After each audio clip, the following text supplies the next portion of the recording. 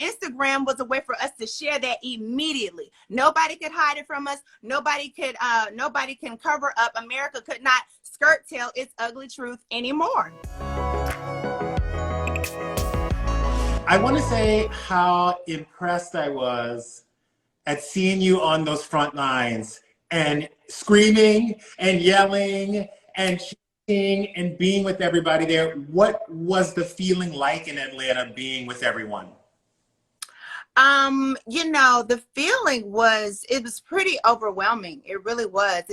It wasn't necessarily my first time marching or protesting, but to be doing it now for the very same reasons we have always been doing it, it just really hit home. And it's just something that I felt I needed to do. It really was. It was not even too much of a second thought. My first thought was, oh my God, I just can't stay at home. I can't be still. I have to do something. And I think like everybody else in that moment, it was like, what do you do? And when I saw that everybody was down at Centennial Park, I was like, you know what? That's exactly what I'm going to do. I'm going to go at least be with the people, hear what they're saying. I know I have a platform now. I'm going to use my platform to help, push their message even higher. Yeah. No, a lot of people say, oh my God, she's rich, she's famous, she doesn't deal with racism at all. Is that true? I'm a Black woman, and there are some privileges that come with having certain level of access. However, I'm still a Black woman, and I've definitely dealt with racism on the workplace. I've dealt with racism just in everyday life. I've dealt with it as a child. It's at the end of the day, we are trying to live in this Black skin in a world that's telling us that we are not equal to them. So you are going to face that in different ways, whomever you are, if you are living in Black skin. Yeah. Now, you are no stranger to the movement. Your grandfather was the uncle of the Black movement back in the... What's it like to keep that legacy going and to pass that on to your daughter? Well, the feeling that I have right now, I don't know if I knew I was going to want to be this active. I think when everyone watched George Floyd be murdered, it hit us different. It hit me because it was once again another Black man I'm watching be killed, but it was in the way that we watched it, how long it took, how long you had to sit through his agony, his pain, all of that, his cry for his mom. This hit everyone right where you were. And where we were was at home during a pandemic. We're all quarantined, right? We're all at home. Listen, we're all at home with our families. And I think during that time, the world's mindset was family is everything. Yes. When you're facing a pandemic and, there's an unseen and invisible attack on humanity, at that point, it is like you need to think about your priorities and what is most important to you, and that's family, right? Yes. So everybody in that moment wanted to keep their family close and, love on their friends and and everyone from afar. So we all were in that mindset of loving one another, being in this together. So it was almost a perfect storm when we saw that video of George Floyd be killed, because when we heard him call for his mother, it hit us in that very soft spot of we care about our family, and that's what's important. And we could see in that moment, we just had a heart for him. And as you can see, it hit everybody around the world the exact same way. And even also for people, you say, okay, white people who might not have really paid any attention, listen, in these cases, when it's not filmed completely the way his death was filmed completely, a lot of people are like, well, what did he do? What happened? Yes. What was the cause? What made them have to be so aggressive with him? Well, in this case with George Floyd, you were able to see it from the beginning to the end, and footage was steadily coming out. So there were no unanswered questions. It was pure police brutality that took an innocent man, an unarmed man out. And you cannot turn away from that. America could not turn away from its dirty laundry. We having to deal with it right now. 100%. You make a really good point, because when he called out for his mother. Whether you are a man, whether you are a mother yourself, everyone came from a mother. Right. And everyone knows that feeling of wanting and needing that comfort, especially as an adult man, to call out for his mother. There is no way that did not, pull on your heartstrings. What was really interesting to me was because a lot of people who weren't Black were getting defensive and feeling like we were only making the call for step up, when in actuality, a lot of times in our own community, we say, we're going to let them handle this. I'm at a good place in my job. I don't want to rock the boat with this or with that. And I think the call to listen and to step up kind of went out to everybody in the world. Absolutely. In this moment right now, it is, if you ever felt like you couldn't just be bold in your blackness right now, it's the time to be unapologetically Black. And no, because I think in this very moment, because of the racism and the white supremacy that we have been facing as a nation and smack people in the face, they know now that when we say Black Lives Matter, it's not taking any away from any other life, any other race. It is simply saying that we are under attack. And I think that is also another reason why anyone of another race can stand up and be bold and just as bold as me and say, I do stand up against racism, period. Any discrimination, any oppression against any human being is what we're fighting for right now. This is a fight for humanity, because at this moment, you can see on television left and right, now white protesters, continued Black people are being oppressed and are being treated quite brutally by the police. 100%. It's so interesting because I feel like when I watch the news, all they show is there's only Black people there. There's looting, there's violence, there's vandalism. Paint the picture of what was happening in Atlanta, what you saw on the ground floor, because what I saw when I went in Los Angeles was not the picture that the news media was painting. Well, you have to know how to watch the news. For me, being on the ground, it elevated the way that I watched the news. If I hadn't been on the ground, then I too would just be like, okay, that's what they say. Black people are doing this, and this is all that's going on. And the language that they're using is only the protesters for Black Lives Matters, which automatically makes you think it's only Black people, when you are clearly seeing white people there marching with the Black people, but the media does not make mention of them. Now, on the ground here in Atlanta, I would have to say our allies are very protective over us when we are marching. We are out there for this one cause, one mind, one goal, one focus, and that is for justice for anyone who was slain by police brutality.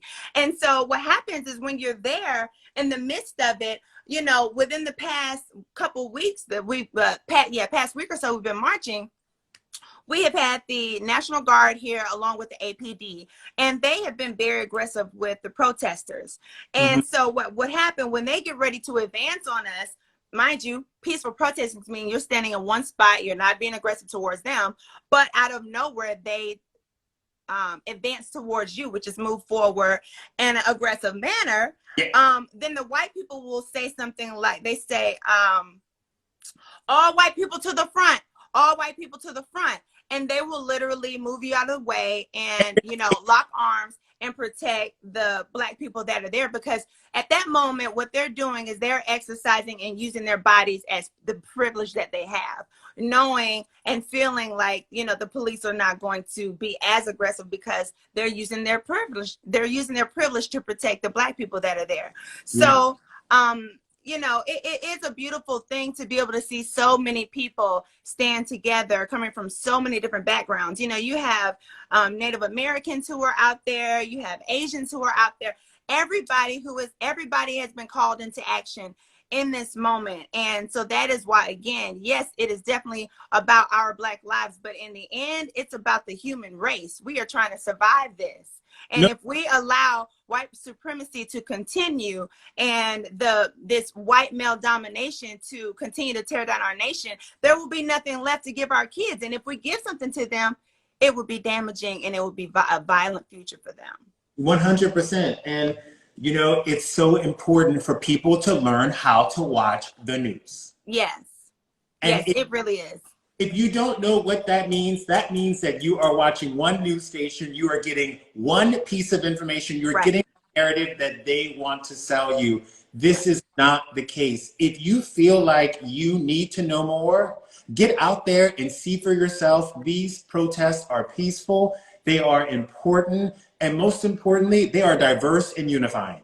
Absolutely. And the other thing is, you know, I was in a meeting the other day, and people like to just say Instagram, like it's just this frivolous place of information, but Mhm. there's actually a wealth of information here. And as you can see, we are circulating what's happening on the ground on social media even more than what you're seeing on television. So Amen. this is the real news that you're seeing posted online, because there are a lot of cases that I didn't even see on television. There was a case that I saw, I had seen it a couple days ago about rest in peace, Maurice Gordon. And then I just ended up seeing it on the news today. And, you're hearing about more and more killings, more and more deaths. But again, like I said, these things, this news, you can find it online. I trust that almost a little more than what I trust when I look at the television. 100%.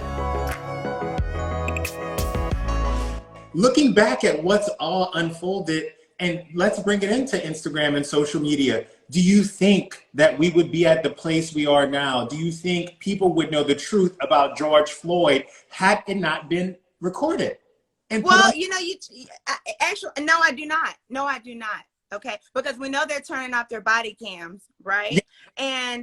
And so we need the footage that young lady took was something that we needed. I mean, if we didn't listen, I just mentioned Maurice Gordon's case. All right. So this young man was shot and killed by the police.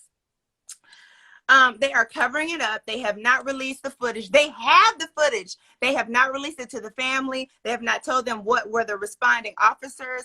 They haven't told anything. But in the case with George Floyd, that young lady uploaded it. We saw their face. We saw everything. Then you saw the other side of the vehicle and saw the other three police, two policemen. Yeah. On his body as well. So, we need something like that. And listen, what is happening now is by design. All of this is happening because this is another opportunity for real change. Just like when my grandfather with Selma, when they were on the Edmund Pettus Bridge and they were walking into a restricted area, they had been told not to walk in the area, not to protest there, period. When they got to the end of that bridge, it was a slaughter. It was bloody, right? And at that very timing, white people had their televisions now. So now they're sitting down for dinner with the family, with the kids, and they're watching TV. And all of a sudden, they started streaming that on live television, showing America its dirty laundry, putting it in their homes, how African Americans were being treated, how they were being brutally beat, with sticks and dogs and hoses. Dogs and gas and everything else, being trampled by horses. And when those white people saw that, they were like, oh my God, this is awful. We must help the Black people. And that's what's happening now. There's no questions left once you see that video of George Floyd being murdered in that way. And so Instagram was a way for us to share that immediately. Nobody could hide it from us. Nobody can cover up. America could not skirt tail its ugly truth anymore. 100%. And we talk a lot about George Floyd, and I don't want to forget about Breonna Taylor, because I feel like sometimes Black women, although they will show up to the gay march, Black women will be at the women's march, they will be at the man's march, they will be at a turn-up, they will be at a barbecue. Black women will be there for people. I feel like sometimes Black women are looked over when things like this happen. You are a woman and you have experienced life. Could you imagine if your life had been cut off at 26 years old?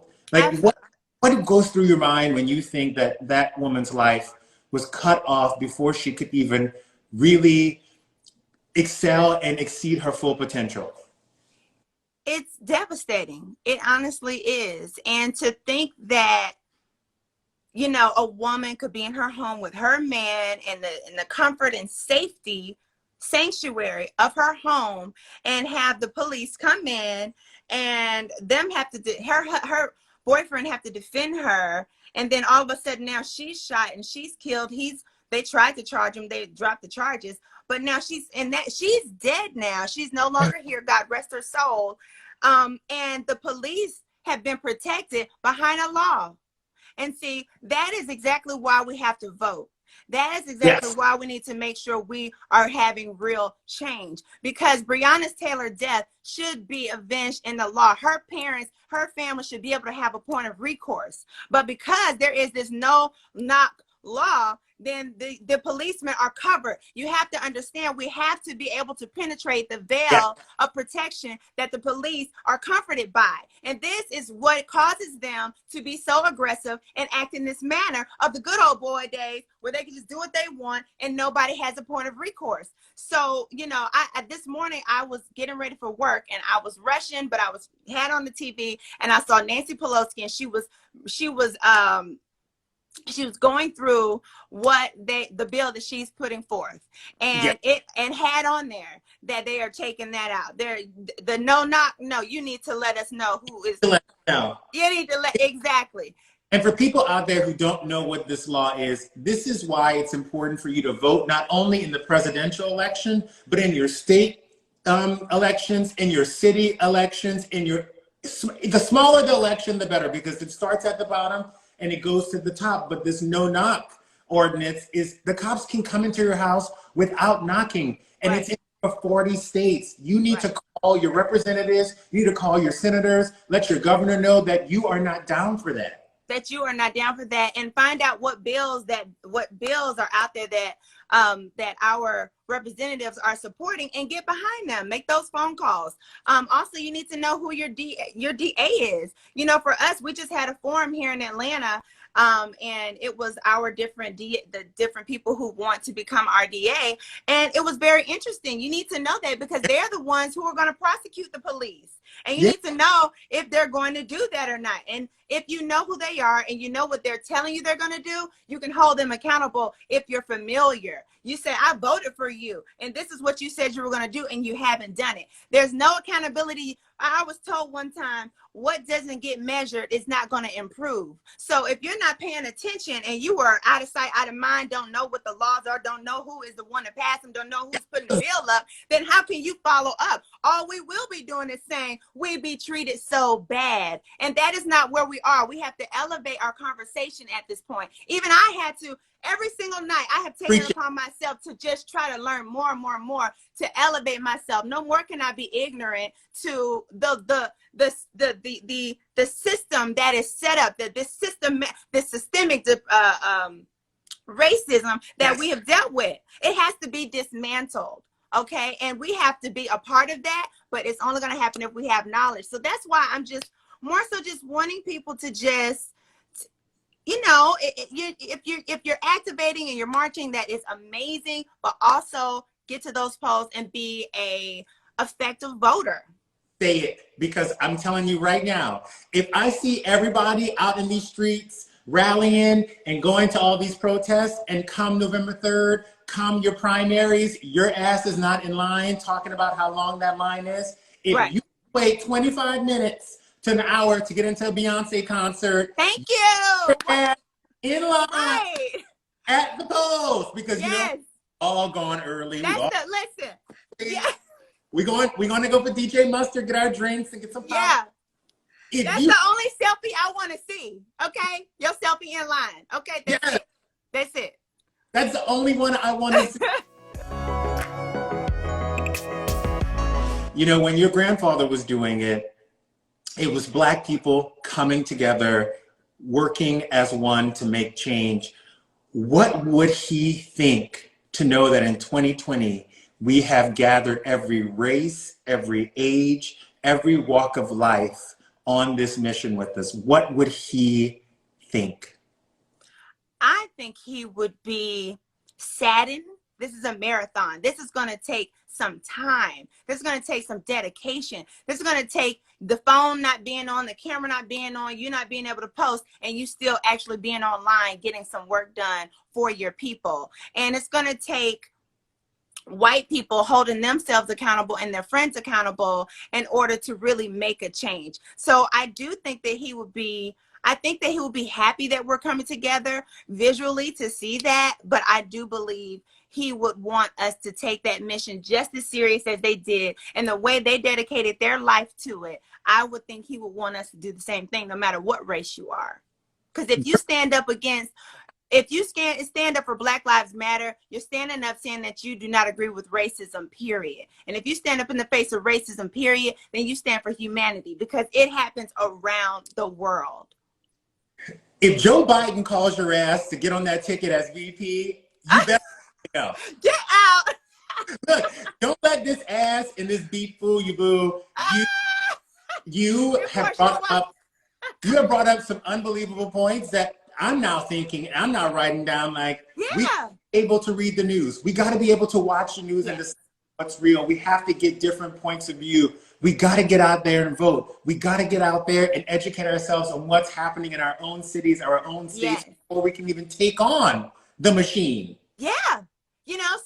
Get out there, protest. Let me tell you the good thing. A lot of people just not to protest or whatever. No, that's what's gaining the attention right now. That's what has the media talking about us. But the more peaceful the marches are actually becoming, and we're not, and all of that, you're not having that back and forth, then it's not going to be on television anymore. So yeah, we do got to take it upon ourselves and make this something if we want real change. And honestly, I promise you, in my heart, I was thinking about it. I was crying about it. I really think everybody sees this window of opportunity. I really do believe that people want this to be changed in a real way. And I'm so thankful for Bravo and you taking the time to amplify Black voices in a way for us to just teach our people how they can do it, because I feel they want to do it. I feel white folks want to be good to us. The ones who have wanted to change have just been looking for a way. And also to mention that there's a website called Surj, SURJ, showing up for racial justice. And I like to give that website out. I got it the other day when I talked to W. Kamal Bell. And I like to give it out because it's a website with a wealth of information about racial injustice from a white person to tell another white person. So if you don't, you can get it, accept it, a little easier, make it a little more comfortable, because it's an uncomfortable conversation. And you can go to go to that website. And also, just before I go, if people can, look up different quality organizations who are trying to help the movement. So you have National NAACP, you have the NAACP Legal Defense Fund, Black Lives Matter, and different ones. Just look them up and see what they're about, see how they spend their money, and get involved and give back. 100%. And I want to also point this out, because I know a lot of times people can't get out there. I know you don't live in a city where there is a protest, or you might have kids and you're scared to give your kids COVID, or you're dealing with an elderly person. We need a keyboard killer. Yes. A protest poster on Instagram. Yes. To send the email addresses of their DAs to other people and inform others.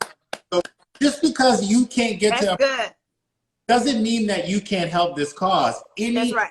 Even a post or having an uncomfortable conversation with a family member, friend, or coworker is us in the right direction. Absolutely. I just said that the other day. I was like, listen, we all have talents.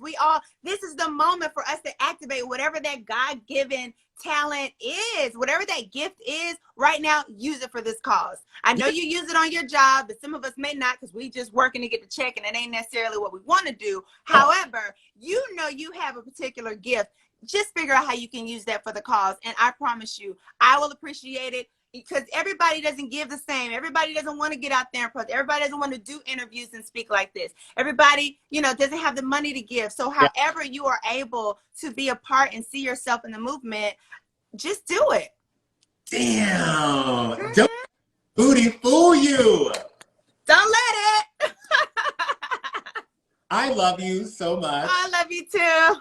So thankful for this wealth of information. And I'm just so amazed at how willing you are to go out on that limb and educate people. And I'm so happy that you amplified your Black voice for all mankind. I love you. Thank you. Thank you so much. Love you too. it's interesting because as a Black man in America, I heard as a kid, we have to have these conversations with Black men because this is happening to Black men. Yeah. And now, as we all know, with Breonna Taylor, say her name in these comments, it's also happening to Black women.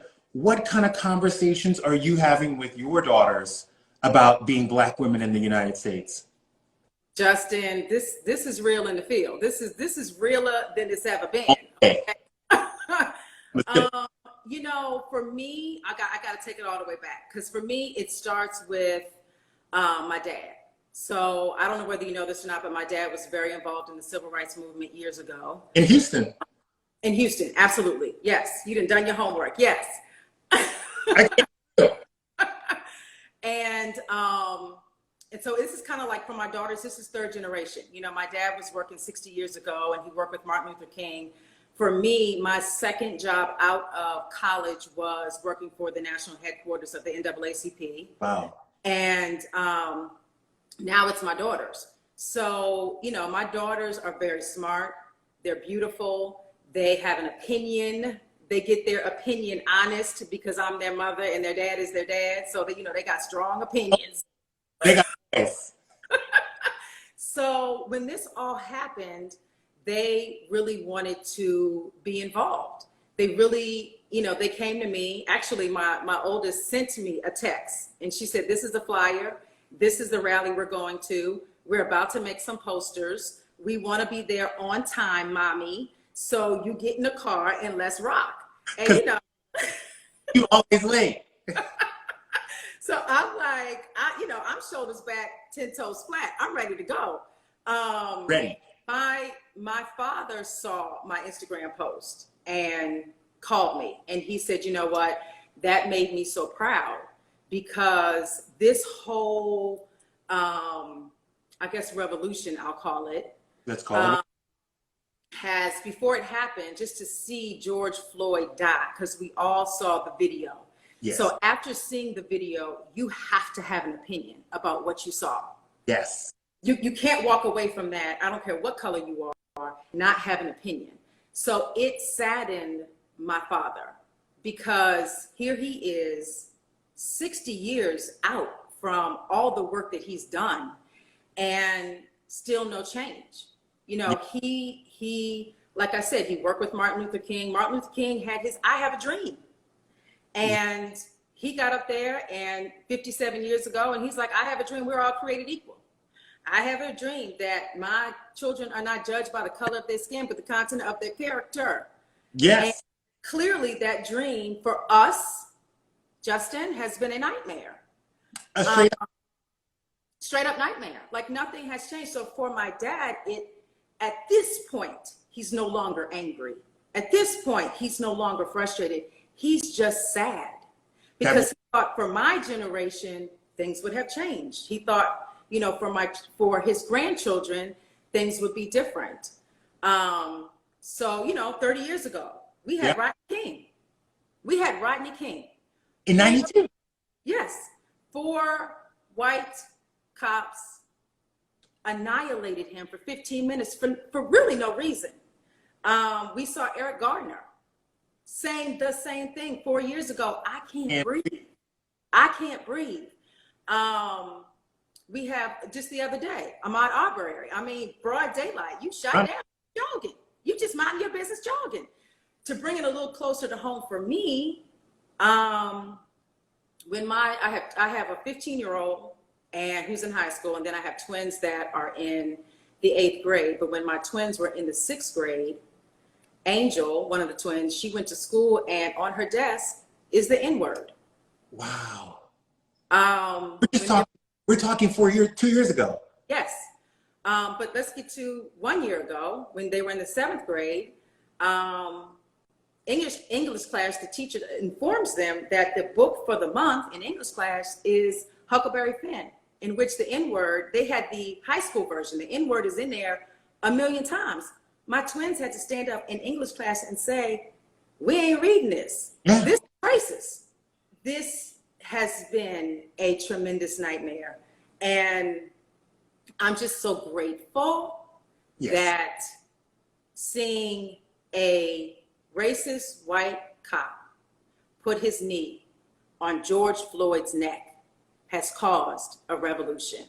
I'm just grateful because it's high time, because we can't have this be a nightmare anymore. We got to get back to the dream. And the problem is, we've been doing it by ourselves for so many years. Yes. It started out as a nightmare, and Yes. now the dream that we have every race, every background, every ethnicity, every age group coming into this fight because they know that it's not right. And unfortunately for George Floyd's family, they had to witness that like everybody else in the United States on camera. That's the thing that I would want to do. But to be completely honest, they now know that their son's death will not be in vain. No.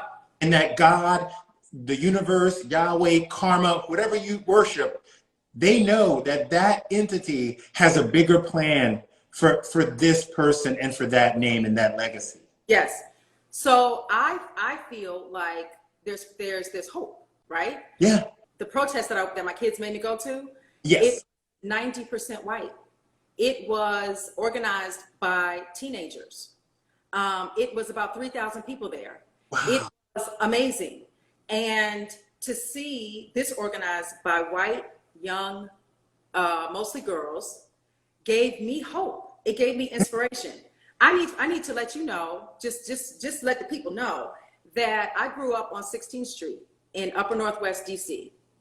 On my street right now, word on the street right now is Black Lives Matter, because the mayor had that put on 16th Street. Beautiful. What? Beautiful. It's crazy. It's like putting it on Times Square in New York. Yes, yes. So thank you, Mayor Bowser. So that gives me hope. That gives me inspiration. My twins just graduated from 8th grade, and last week I had to take their books back to the school. Yeah. So their principal saw me, who's a white man, and he said, he walked straight up to me and he was so upset, and he was like, Gizelle, I'm sorry. And I was like, well, I mean, sir, you don't need to apologize. I mean, come on now. And he said, no, I'm part of the problem. He said, I had a staff meeting this morning and I looked up and I didn't see not one Black teacher. Wow. I'm part of the problem. And that's what all we want. That's all we want right now is for people to listen, to learn, and to wake up and see how they're small. No matter how big or small, everyone plays a part in this. Yes. And this not racist.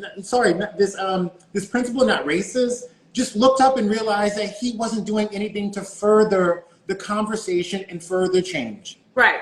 So some of my white friends have called me and they've apologized and they're like, Gizelle, what should I do? And I have to be frank with them and tell them, whatever you've been doing, do the opposite. Thank you. What you've been doing, don't do that no more. Yes. But more importantly, whatever your domain is, whatever you are over, whatever your responsibility is, like the principal, fix it, change it. You have the ability to change whatever you are responsible for. And if you know that it's not right, there's black qualified teachers, he realizes they need to be teaching at his school. And so that goes for the teachers, that goes for the managers, that goes for everybody. Whatever it is that your domain is, fix it. All of us, every Black person can give a story that is horrific. Everyone, like, I'm convinced that no one has been saved. If you're a Black person, it's in the manual. This is tell your story, because everybody, no matter how rich you grew up, no matter how affluent, no matter if you're, I'm sure the Obamas have, the Obama children have stories. Yes. And they have security. And they have security. And they still got stories. Blue Ivy gonna have a story. Yes. So I don't like to get caught up in let's tell our woe is me stories, right? Yes. Like, I'm all about, okay, we all realize what it is. Let's fix it. So locally, I've told everybody, figure out who because it's different from city to city. So some cities it's the mayor, some cities it's your city council. So figure out who is the person that appoints your chief of police. Yes. Out. And make sure that the person that appoints your chief of police, you have voted for the right person that's going to take care of us. that has our best interest at heart. yes, and make sure that that's the person, because if not, we could be in the same situation. You don't want them appointing a stone cold racist. Like we can't have that anymore, because that's just going to trickle down to the streets. 100%. Things have got to be over. 100%. And people, and I've said this in the last one with Porsha, the last conversation, we all point to November 3rd, November 3rd, get to the polls, get to the polls. No, get to the polls in the primary in your state. Get to the local election polls. Those matter. If you can sit in line for 2 hours to get those Beyonce tickets, you can sit your ass in line to get this vote on, okay? Yes. And on your ballot, so this year for the state of Maryland, the primary was June 2nd. So because of COVID, they mailed us our ballots, right? And on the ballot was, of course, president, all that. But on the back were all the judges. You got to know who your judges are, because the judges are the people that are going to send you, being Black, potentially to jail unfairly or not, right? Or side with the police when things happen, because a lot of times it's he said, she said, and sometimes the judgment goes with the police, always. Right. So make sure you vote and make sure you do your research.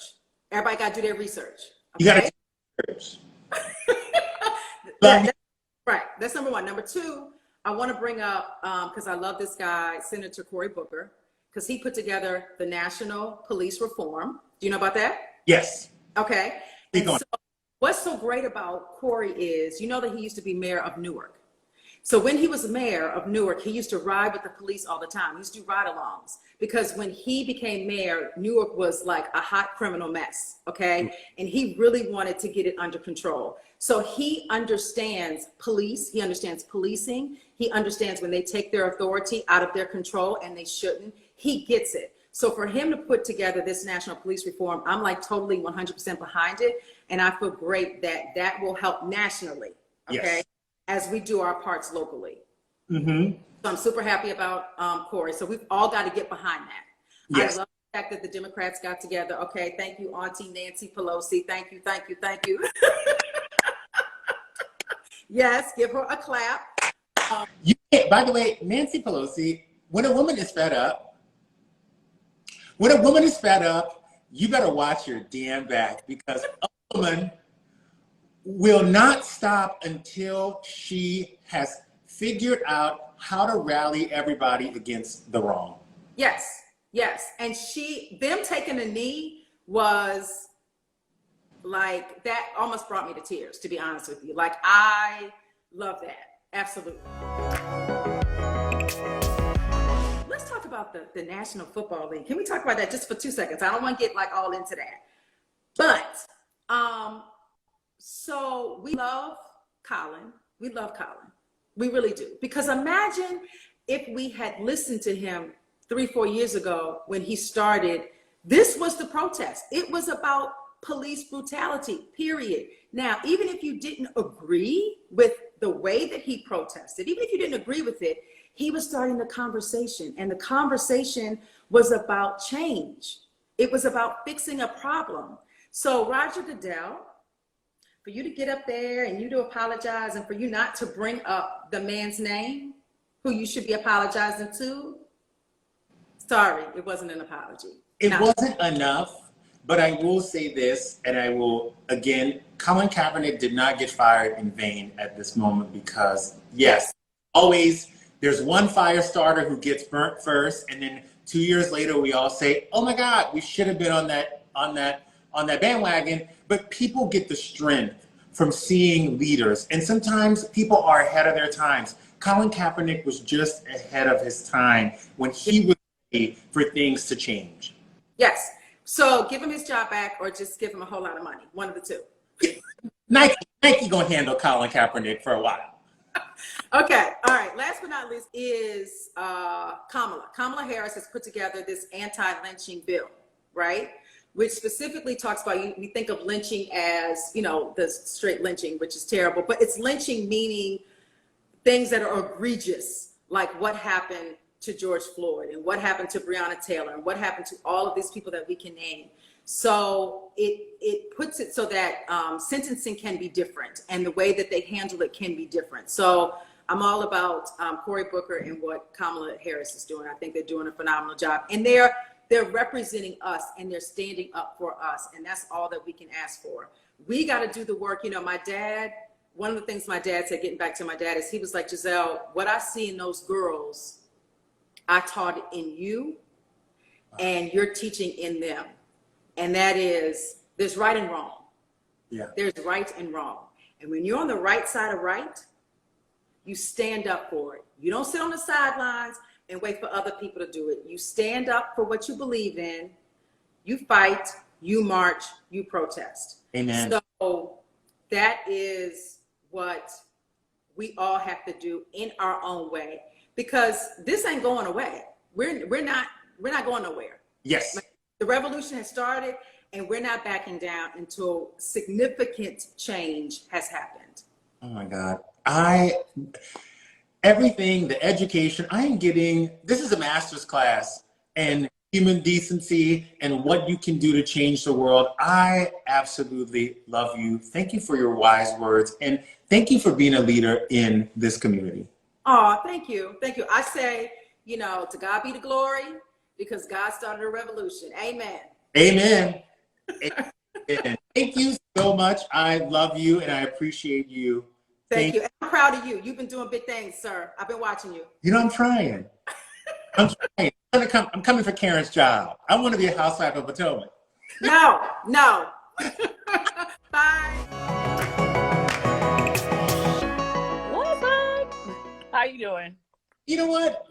I'm better knowing that we are having conversations like this on a platform like Bravo and E and NBC and NASCAR and the NFL.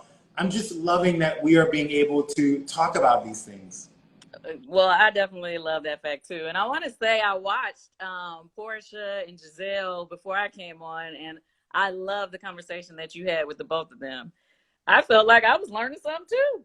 I'm taking notes. I'm literally over here taking notes. Definitely. I mean, I feel like even though as Black people, like we've been preaching and trying to get the word out for a very long time about police violence in America and the injustice and racism in America. But just now, all of a sudden, it seems like everybody is finally being able to hear it. And I really hate what happened to George Floyd. But obviously, like Porsha said earlier, that video, it just really just, it tore us all up on the inside, you know, having to watch that. And it just really just showed how real what we've been saying for so long, that it is a real thing, that we're not just saying it. This is real. Yeah. And it woke a lot of people up. For sure. It woke a lot of people up in the sense that I feel like there are a lot of Black people as well who have always said, "Oh, I'm gonna let these people handle it because, you know, I'm not in the fight. I got my stuff together. Like, I don't need to fight about this." And it also woke up white people and people of Latin backgrounds and Asian backgrounds to talk about this and be able to be frank about it and not scared to say the word Black. Yeah, let's talk about the fact that people have woke up around the world, not just in the United States. I mean, to see people protesting all the way in Paris, seeing them in London, in Amsterdam, in Tokyo. It's, you know, more places that I can even name, but just to see even the Amish were out protesting. I was like, okay, this is something that, yes, I mean, you know, when we think, you know, at first we were saying, you know, about police violence is something that affects America, but racism affects the world. And I feel like everybody has really come together and are, you know, and really trying to make a real change now. Yeah. What I want to see happen, I want to see not just the conversation keep going. I want to see how we continue the fight and how to put action with our voices. You know what I'm saying? That's what I want to see. And I want to see you open your bag. Show me your purse. Let me show Yes, you. no, I mean, definitely. I feel like right now, I feel like there are a lot of companies out there who have been making big donations, and, you know, a lot of people, and which are, you know, obviously are wonderful, and we're thankful for them. Okay. I definitely am for that, because I feel like, you know, obviously we need money to fund programs, to fund, you know, reform, and, you know, keep a legal team on this thing to keep it going. Right. But I also want to see those companies. Let's see, what's the diversity in your executive staff? Yes. Those are the things that I want to see us start talking about. Like when companies say, hey, yeah, you know, we want to put money to this. We want to show you that we're your allies. I want to see, okay, if you're our allies and you really believe in, you know, diversity and inclusion, And creative minds and Black minds. how many African Americans do you have in executive positions in your company? Yeah. And so, I mean, it's a lot of companies that can't really say they have that much inclusion, you know?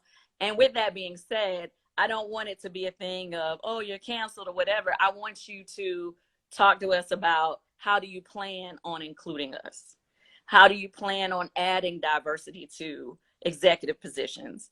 I know it was a big conversation last week, you know, when a lot of people in the music industry, you know, we got confused for a second because everybody was trying to silence the internet. But the It was started by people in the music industry, but the whole point was for us to come together and have this conversation about how do we create change.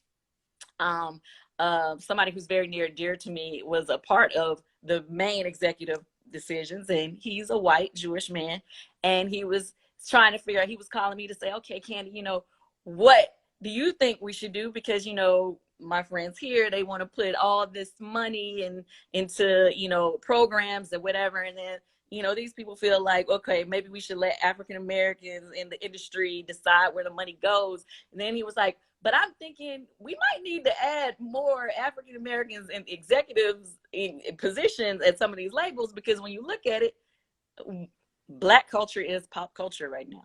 We're making things happen, music, television, or whatever. We set a lot of trends, whatever, but we're not in any decision-making positions at most of these companies. And so he was like, maybe we should make sure there's more inclusion, or maybe have them say, okay, we're going to definitely, you know, get some executive seats. I loved what Serena's husband, how he, now, I mean, that was a big move to give up his spot for an African American to be able to take his position at the company Reddit. That was a major move, but the statement he was making overall is like, okay, we need to see this many major companies care about inclusion like that, care about diversifying their companies like that. You don't really see it. And to me, the main thing about when we talk about racism and, you know, and things, what do we say, systemic racism, a lot of times we end up on the bottom end of the stick. We're thought about last when financial programs come about, school systems, all of those things. So the question is, how do we fix that? And so that's why I feel like we need to come up with a very specific list of asks, not specific, because it's good when we come together and we bring attention to the problem. But when we say we want you to fix the problem, and we have so many allies of the community who want to fix the problem, but a lot of times they don't know how. They don't know, well, what should I do? How can we help? Well, let's start with the companies that you work for, that you work with, that you own. Let's start with making sure there's inclusion and diversity in executive staff.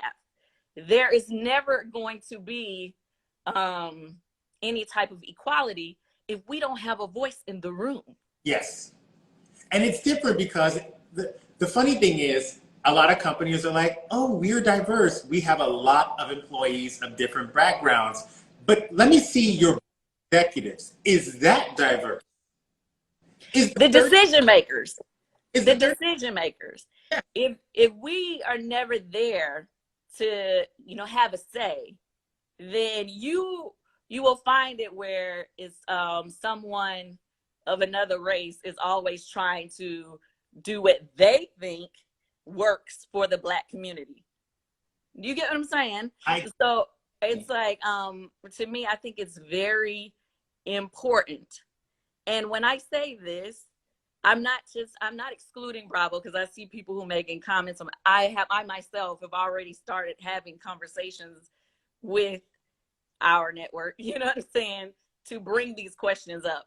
And I know my sisters on the Real Housewives of Atlanta, we are having these conversations amongst each other of how we can have our production company and our network, support us in that way. And be a part of the change. Yes. I often love when you see companies who say they're going to change and we're going to do X, Y, and Z, and then we as a people, we back off because we lose steam. Our movement loses steam. This particular moment in 2020, I feel like there's more gasoline in this tank. We can go for a year at this point. So we're going to be holding everybody's hands to the fire.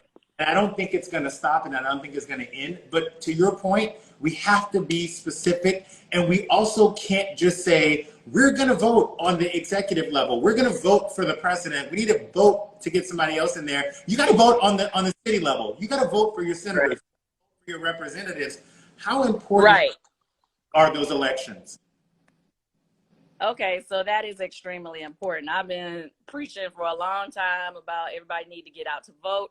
And when I tell you, it annoys the hell out of me when I see people say things like, I'm not going to vote. It's not going to matter anyway. Oh, you see what happens even if you vote, blah, blah, blah, blah. I cannot stand to hear that, okay? At the end of the day, we have to keep voting, and we have to really keep voting at our local elections.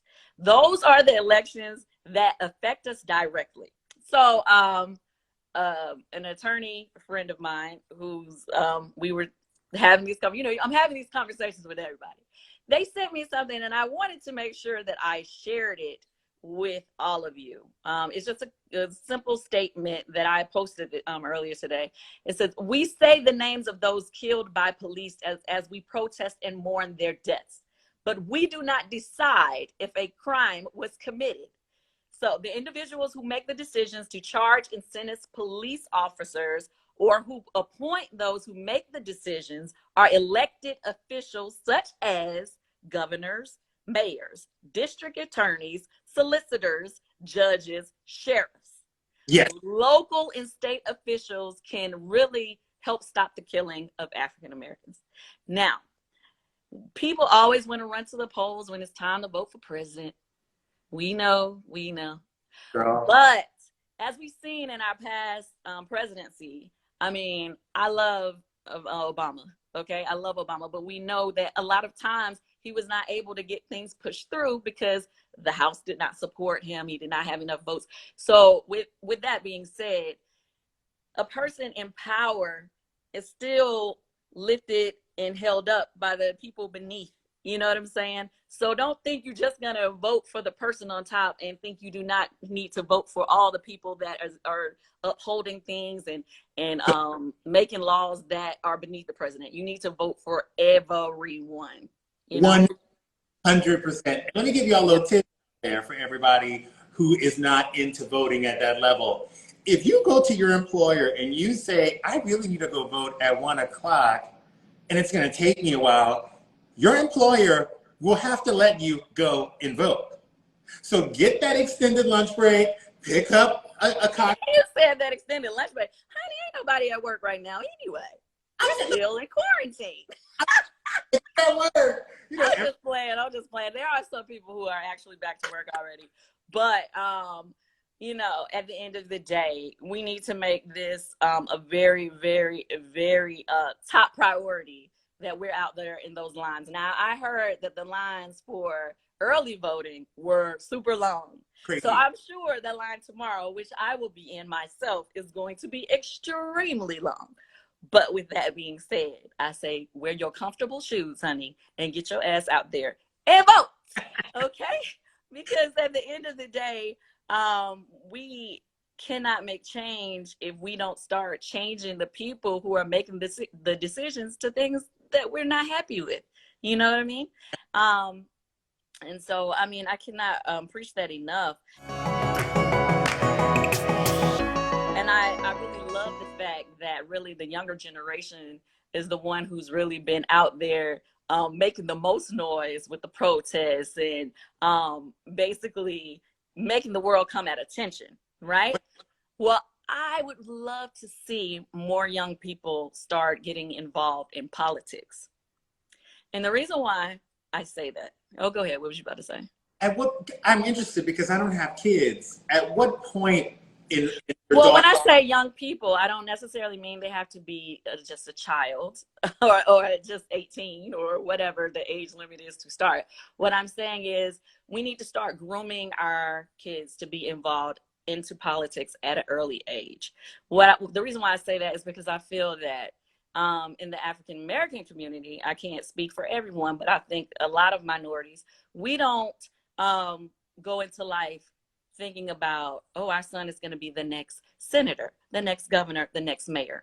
When you look at, when we see the documentaries of presidents past or senators from the past or governors from the past, we are always hearing about, oh, there was, you know, the billionaires, they were having these luncheons or these fundraisers, and oh, he was talking about his son, he's going to be the next senator. Oh, honey, you need to date him because he's going to be he's next in line. We do not hear those conversations happening I don't hear them happening with none of my Black friends. I don't hear none of my Black friends with money or any of them having that conversation and saying, ooh, you're going to be the next in line to be senator to their children. You get what I'm saying? It's not really a thing that is thought about. But what needs to happen is that we do need to start thinking about that. We do need to start grooming our kids for politics and grooming our kids to be on the city council. Because I think what a lot of people don't realize is a lot of things, even as when you're trying to go into business for yourself, you have to get your stuff passed through the city. Like for me, I have to get things passed through the city of Atlanta. I have to go before the board to get my liquor license passed. I have to go before the board for this, or, you know, everything is happening in the city. Now, here in Atlanta, obviously, we've had a lot of African Americans involved in politics since 1970. Okay, since 1973, we've had an African American mayor in the city of Atlanta, and a lot of things I personally feel have been changed because of that. Obviously, inclusion in government. We're able to say, we were able to see Maynard Jackson, which was the first African American mayor, to make change in laws about how a percentage of funding that comes, or, you know, contracts that come from the city have to go to minorities. That's not just Black, that's minorities.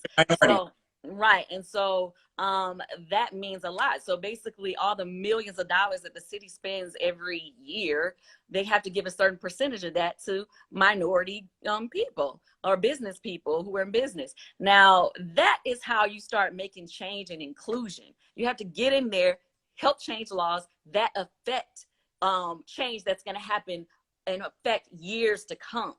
And so that's what I want us to see us do things that are going to affect change for years to come. I do want people to donate their money, but I want us to have a specific ask that will affect change for years to come. So to me, for instance, if a company says, yes, you know, we want to show you that we're your allies, we're going to donate $1 million to this charity that's going straight to African American community. Okay, that is awesome. You know what else I want? I want you to I want you to, you know, dedicate that you're going to give a position to a minority on your executive staff. I want you to start an internship program for a minority students that come through your company, so that you never, I hate when people say, well, they just weren't qualified enough. Well, if you start programs where you can train people within and move people within your company on up, then 100%. that's help. Wait, I want to say this because it's interesting because people say, oh, you can say that because you're a celebrity, or you can say this because you're a celebrity. No, if you work at a company and you bring it to their attention that there's not enough people on the higher level, you know, in executive positions or making decisions, they have to listen to that. And if this person doesn't listen, sure enough, Karen's going to tell somebody else in HR that you said it, and then it's going to open HR's eyes up to what you're saying. So just because you don't have a celebrity or a platform doesn't mean that your voice goes unheard. Right. And I love the fact that we have so many allies right now. Mm-hmm. So when they ask us, once again, what can they do to help us? What can they do to rectify what has been years and years and years of racism? Yes. We have to start by making sure that we are included, making sure your sisters and brothers are, you see, if you go to an executive meeting where the top people in your company are all at the table and you do not see one Black person, or even if you see 20 of y'all, it is only one Black person, you need to have a conversation. There is something not right. Not right. Human resources is your friend. Huh? Human resources is your friend. Right. You can bring that up and make sure you put it in an email. I've already done. You're late. Oh my God. I have enjoyed these conversations so much.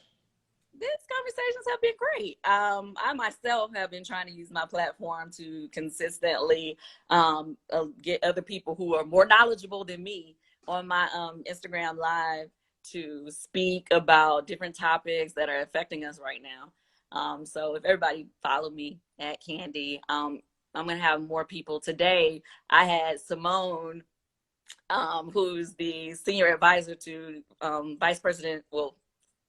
former Vice President Joe Biden. She was on my live before I came on here.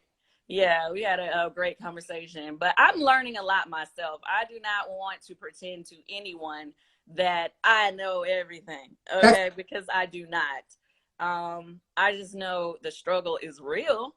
And my goal has been, even before the protests have started, was to revitalize our communities, and not always it has to be somebody come save us. Meaning, I know, people always, talk about gentrification and stuff like that. So I'm always preaching to people that I know is that they wouldn't have to gentrify us if we fix our own community. 100%. So I'm always, preaching about that, preaching about voting, preaching about reinvesting in your community, everything. So this, what we're talking about is, I'm all about this all day long.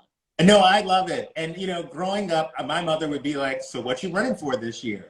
You going to do student council? Your mother used to say that too? Oh, my God. I used to have to run every single year for something or get involved in some kind of mock Congress. And it was at 5:30 in the morning. I used to hate that thing. But I think that's awesome, though. And that's just simply what I'm saying about encouraging our kids and our young people to get involved in politics. I'm not saying they have to be mayor and governor overnight. But what I'm saying is there are a lot more positions. There's city council. There's, a lot of things happening or different positions that they could be working at, even if it's charity. Within the community, just making sure that the word gets out there, just making sure that you vote and get the word out about voting. I mean, just care about what's happening to your community on a local level. And I mean, obviously on a worldwide scope, of course, right. You want to worry about that too, but it starts, small and grows. So. Oh my God. I love you. I love you too. Thank you for this. Oh, thanks for having me. You know, the funny thing is, I always hate talking, and I know people probably think that I'm faking it, but I really, every time I have to like speak on anything, I'm always like, oh God, I hope I don't sound crazy. No. Oh no, I hope I don't say the wrong thing, but I'm passionate about this, so you know. I just want to say to everybody that's out there that has been supporting the movement, I appreciate all of y'all. I love you guys. There has never been so much love than there is now worldwide for all races, meaning you seeing all colors, all races, all genders. Everybody's out there, you know, together, fighting together. And I just want to say, I love that. Damn. Thank you. Oh, thank you. Thank you. I love it. When we get to after this pandemic, we're gonna go to Catch and kick it. Out.